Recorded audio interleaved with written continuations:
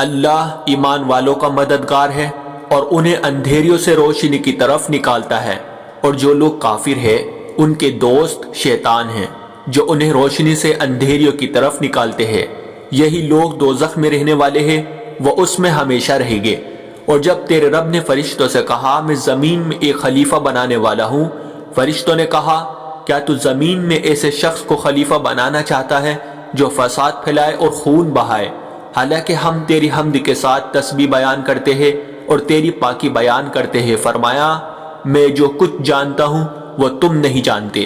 اس قیامت کے دن جب اللہ ان سب لوگوں کو دوبارہ زندہ کرے گا، پھر انہیں بتائے گا کہ انہوں نے کیا کچھ کیا تھا۔ اللہ نے اسے گن گن کر محفوظ رکھا ہے اور یہ اسے بھول گئے ہیں، اور اللہ ہر چیز کا گواہ ہے۔ یہ قرآن ایک برکت والی کتاب ہے جو ہم نے تمہاری طرف نازل کی ہے تاکہ لوگ اس کی آیتوں میں غور و فکر کریں اور عقل مند نصیحت حاصل کرے۔